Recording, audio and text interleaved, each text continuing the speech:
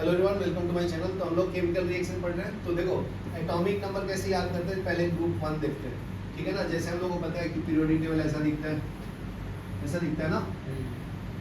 तो इसमें ग्रुप 1, 2 ये 3 से 12 तक आता है, ये 13 से 18 तक आता है, बराबर है। ये तो पता है ना। ग्रुप्स 18 ग्रुप्स होते हैं और 7 पीरियड होते हैं। 1 2 3 4 5 6 7 पीरियड्स होते हैं, ठीक है। तो ये थोड़ा सा क्या करता हूँ, मैं नीचे ले लेता हूँ, एकदम ऊपर ऊपर ले। तो देखो, ये आपका 1 2 3 4 5 6 7 पीरियड होता है, यहाँ तक क्लियर है। नीचे में ब्लॉक होता है एक ऐसा, वो 6 7 का ही पार्ट होता है, इसी का सब पार्ट होता है, ठीक है ना। इसको हम लोग एफ ब्लॉक बोलते हैं, इसको एस ब्लॉक बोलते हैं। ये आपका डी ब्लॉक है, ये क्या है, टी ब्लॉक है, समझा। तो ये ब्लॉक्स क्या होता है, जैसे मान लो ये सामने वाले में फ्लैट लिया मैं, तो फर्स्ट फ्लोर पे गया ना, तो फर्स्ट फ्लोर पे भी 10 फ्लैट है, first A B C D ऐसा करके 101 102 103 लिखते हैं ना, तो वैसा, ठीक है ना। तो ये उसमें ऑर्बिट के अंदर ये ब्लॉक्स होता है, एस ब्लॉक, टी ब्लॉक, फिर डी ब्लॉक आता है, फिर एफ ब्लॉक आता है, समझा। तो ये पर्टिकुलर डायरेक्शन बताता है। जैसे मैं बोलूँगा कि इवर साइन 15 में फर्स्ट फ्लोर पे 10th, सो मेरा वो है, समझ गया ना, फ्लैट नंबर 110 है, समझ में आया। तो ऐसे मैं बोलूँगा कि फर्स्ट ऑर्बिट में जो इलेक्ट्रॉन है एस ऑर्बिटल में इंटर है, ठीक है ना, समझा कि नहीं। देखो, फर्स्ट ऑर्बिट में 2 इलेक्ट्रॉन होता है ना जी, ठीक है। तो ये जो इलेक्ट्रॉन है ये फर्स्ट ऑर्बिट में n = 1, तो ये क्या रिप्रेजेंट करता है, ऑर्बिट, बराबर है। तो ऑर्बिट के अंदर भी एक पार्ट होता है, उसको हम लोग ऑर्बिटल बोलते हैं, जिसको हम लोग सबसेल बोलते हैं। जैसे फर्स्ट फ्लोर पे तुम गए, तो फर्स्ट फ्लोर पे कौन से फ्लैट में जाना है, तो 110 नंबर में, तो उसी तरह से ये नाम दिया है, समझा ना, S block, P block, B block, F block, समझा। तो ये ऑर्बिट जो इलेक्ट्रॉन है वो ऐसे मूव करता है, एक क्लॉकवाइज मूव करता है, दूसरा एंटी क्लॉकवाइज, तभी तो एटम स्टेबल है ना, नहीं तो घूमने लगता। मेरे अंदर भी इलेक्ट्रॉन प्रोटॉन है, तो वो स्टेबल है, बैलेंस करके रखा है, तभी मैं एक जगह स्थिर हूँ ना।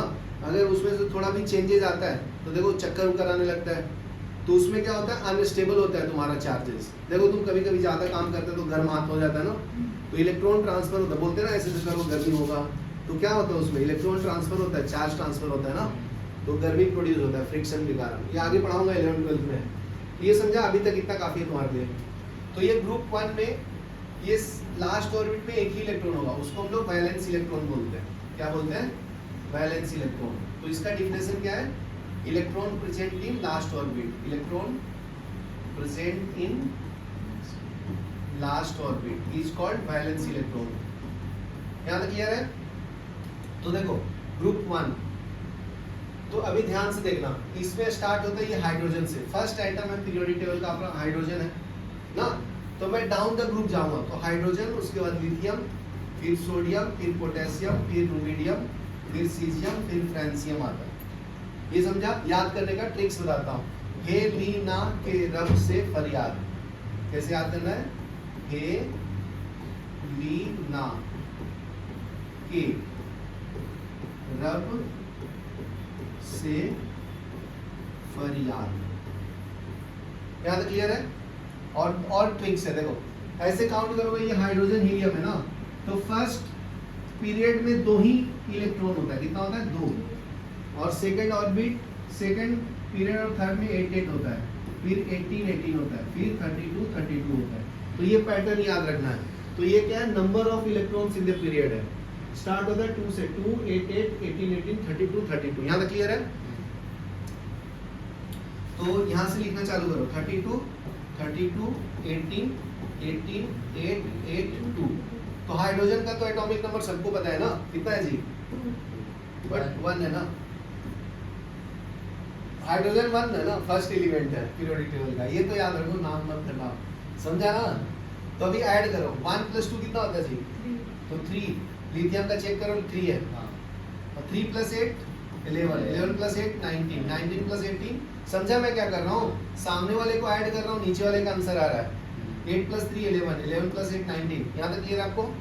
19 + 18 कितना आता है, 37 + 18 कितना आता है, 55 प्लस 32 कितना आता है 87, बराबर ना। तो ये ऐसे नेक्स्ट एटॉमिक नंबर निकल गया।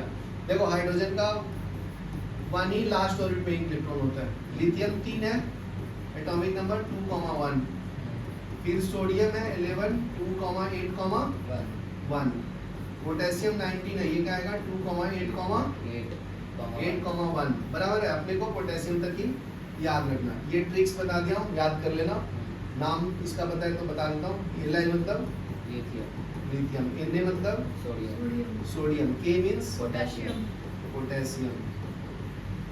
Rb मींस रुबिडियम, Cs मतलब caesium, Fr means francium.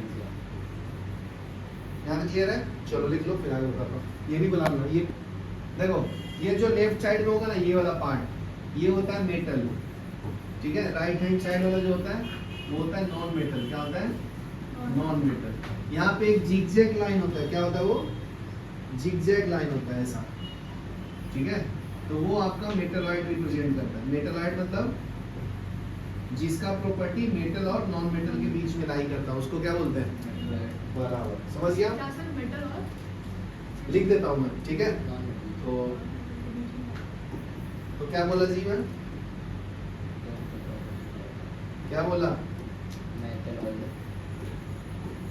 Metalloid, the element whose properties lies between metal and non-metal. The element whose property lies between metal and non-metal, ठीक है, is called metalloid, is called metalloid, ठीक है। 2-3 नाम याद रखना है तो रखो। सिलिकॉन आता है, सिलिकॉन चिप होता है ना। देखो हम लोग जो फोन बनाते हैं, टीवी हुई या स्मार्ट बोर्ड, ताइवान में सिलिकॉन ही है ना सर, सिलिकॉन जर्मेनियम सेमीकंडक्टर बनाते हैं ना, इसलिए चाइना जाता है ना ऑक्यूपाई करने के लिए। अमेरिका का भी नजर उसके ऊपर है ना। पूरे वर्ल्ड में सबसे ज्यादा ताइवान जो होता है चिप बनाता है पूरे वर्ल्ड में। तो चिप हर चीज में लगता है ना, फोन में, कंप्यूटर में, आईसी में, स्मार्ट बोर्ड में, टीवी में, सब कुछ में। जो छोटा छोटा काला काला दिखता है ना, वो चिप होता है, वो सिलिकॉन से बनता है। मैं इलेक्ट्रॉनिक्स कंपनी में था तो उसमें हम लोग ये करते थे। तो एक चिप के अंदर बहुत सारे, इसलिए देखो फोन का साइज छोटा छोटा होता जा रहा है ना, और इफिशियंसी बढ़ते जाता है। तो सिलिकॉन और जर्मेनियम जो होता है कम एनर्जी कंज्यूम करके हाई इफिशियंसी देता है वो, समझा। और थोड़ा कॉस्ट इसका बढ़ जाता है। पहले के टाइम में देखो फोन कितना बड़ा बड़ा आता था, तो उसके अंदर रजिस्टर कैपेसिटर जो होता था वो बड़े बड़े होते थे। अभी देखो छोटा छोटा चिप्स आ गए, तो उसमें एक टाइम में बहुत सारे फंक्शन ऑपरेट कर सकते हैं, समझा ना। तो सिलिकॉन और जर्मेनियम जो होता है ये आपका सेमीकंडक्टर होता है, इसको हम लोग सेमीकंडक्टर भी बोलते हैं, ठीक है ना। तो इसका लॉन्ग टाइम के लिए यूज करेगा तो इफिशियंसी बढ़ता है धीरे धीरे, समझा। तो ये मेटलॉइड के अंदर आता है। आर्सेनिक भी आता है, बहुत सारे हैं। तो ये 2-3 नाम याद रखो, सिलिकॉन एंड जर्मेनियम, ये समझा। चलो ये लिख लो, फिर आगे बढ़ो। तो देखो Fe प्लस H2O डाला तो क्या मिला था जी? बताइए। Fe3O4 Fe3O4 Fe plus H2O क्या दिया था?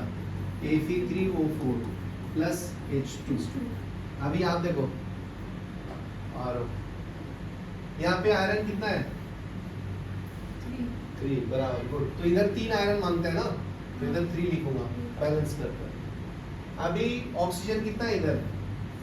4। तो इधर ऑक्सीजन मांगता है 4 ना, तो यहाँ पे 4 लिखते तो ये भी 4 हो जाता है, और ये 4 × 2 8 हो जाता है। तो हाइड्रोजन 8 हो गया ना, तो यहाँ पे 4 लिखना पड़ेगा, समझे क्या? 4 2 8 हो जाता है, बराबर। तो अभी देखिए बैलेंस हो गया, 3 आयरन, तो यहाँ पे 3, ऑक्सीजन 4, तो ऑक्सीजन 4, हाइड्रोजन 8 हो गया ना, 4 × 2 8, तो यहाँ पे देखो 4 × 2 8 हो गया ना ये, समझा। तो ऐसे बैलेंस करते हैं। ये जो लेफ्ट हैंड साइड में लिखते हैं उसको रिएक्टेंट बोलते हैं। क्या बोलते हैं? रिएक्टेंट। और जो राइट साइड में मिला उसको क्या बोलते हैं? Product.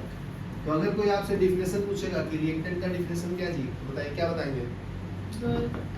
The element or compound the elements or compound which is in lesser quantity नहीं, which getting added which react together. itself to form new product. To form New product. new product is called reactant. Is called reactant. यहाँ तक clear है? और product में क्या आएगा? The compound. The new elements or compound formed after reaction. The elements or compound formed after reaction is called Product. product. चलो ये लिख लो फिर आगे बढ़ो.